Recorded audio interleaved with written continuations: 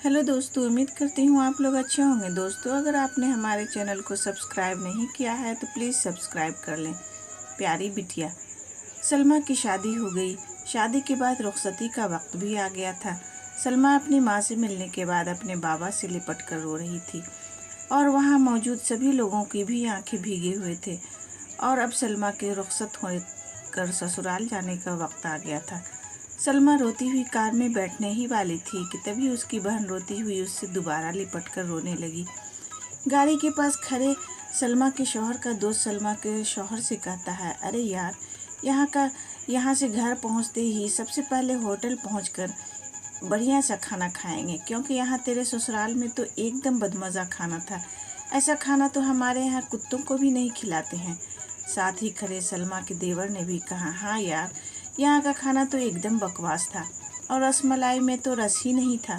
ये कहते हुए वो तीनों ही ज़ोर ज़ोर से हंसने लगे। तभी सलमा का शौहर ने भी अपने ससुराल वालों का मजाक उड़ाते हुए कहा कि हाँ यार, मैंने भी मजबूरी में ही यहाँ का खाना खा लिया, वरना मैं तो ऐसे खाने को तो हाथ भी नहीं लगाता। और अब पक्का हम तीनों घर पहुँचते ही होटल का खाना खाएंगे।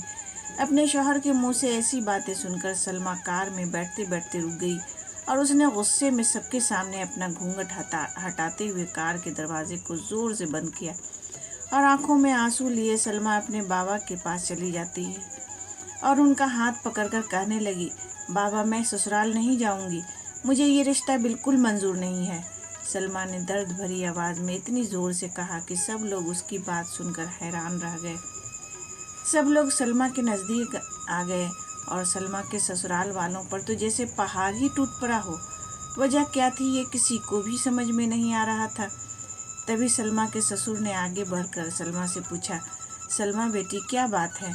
तुम अचानक ही शादी होने के बाद अपनी रुखसती के वक्त यूँ शादी को नामंजूर कर रही हो? तभी सलमा अपनी आंखों में आंसू लिए अपने ससुर से बोली, पापा जी, आपको पता है, मेरे माता पिता ने अपने सभी ख्वाबों को मारकर हम सभी बहनों को पढ़ाया लिखाया और काबिल बनाया, और आप जानते हैं कि एक बाप के लिए उनकी बेटी क्या मायने रखती है। वैसे आप और आपका बेटा यह कभी नहीं जान सकते, क्योंकि पापा जी, आपके घर में तो कोई बेटी है ही नहीं।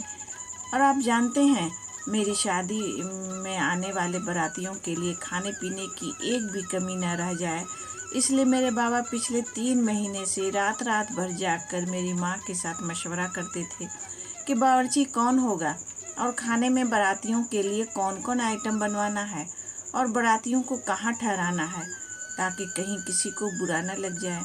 और शायद आप नहीं जानते कि मेरी माँ ने पिछले 1 साल से एक भी नई साड़ी नहीं खरीदी, क्योंकि मेरी शादी में पैसों की कमी न हो जाए।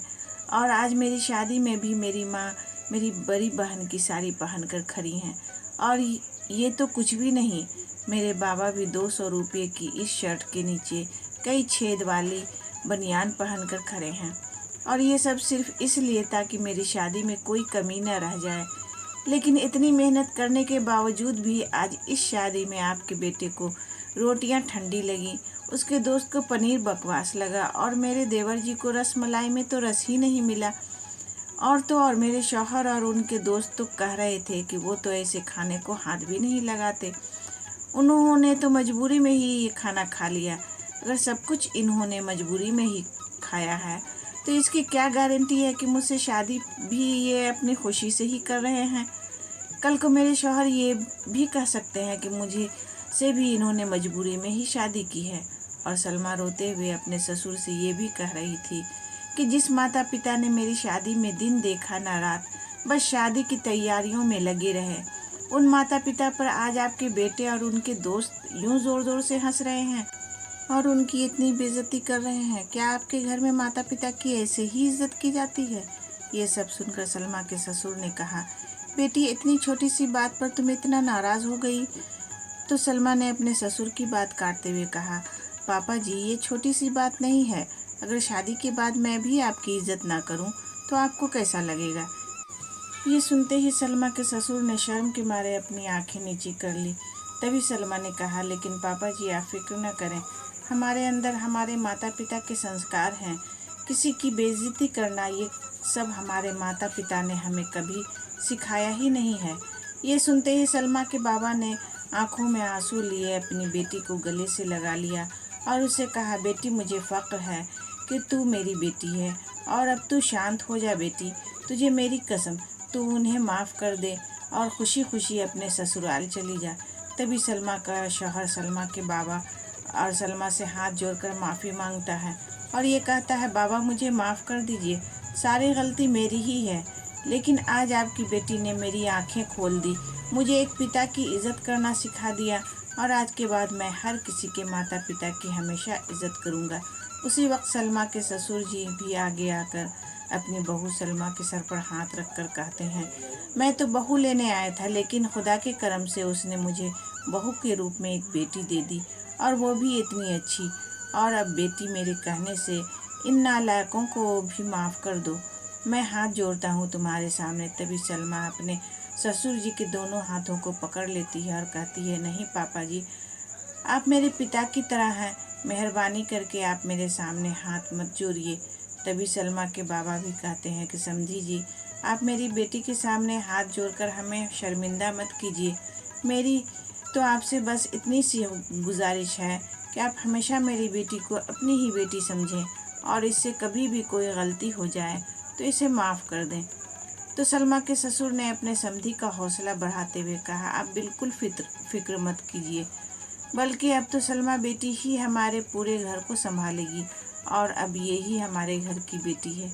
ये सुनकर सलमा के बाबा बहुत खुश हो जाते हैं और अपनी बेटी की खुशी खुशी रुखसती कर देते हैं और सलमा अब राज़ी खुशी अपने ससुराल चली जाती है और अपने पीछे छोड़ जाती है आंसुओं से भीगी हुई अपनी माँ और बाबा की आंखें और अपने बाबा का वह आंगन जिस आंगन में कल तक वह खूब हंसती खेलती थी। दोस्तों, बेटी माँ बाप का गुरूर और एक अनमोल दौलत होती है और उसी प्यारी बेटी अपने जिगर के टुकड़े को अपने कलेजे का पर पत्थर रखकर उसकी शादी करके उसे रुखसत करते हैं।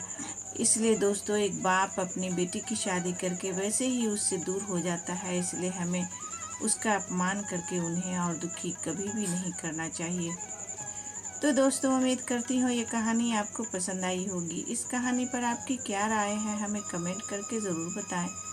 कहानी पसंद आई हो तो लाइक और शेयर करना बिल्कुल भी ना भूलें।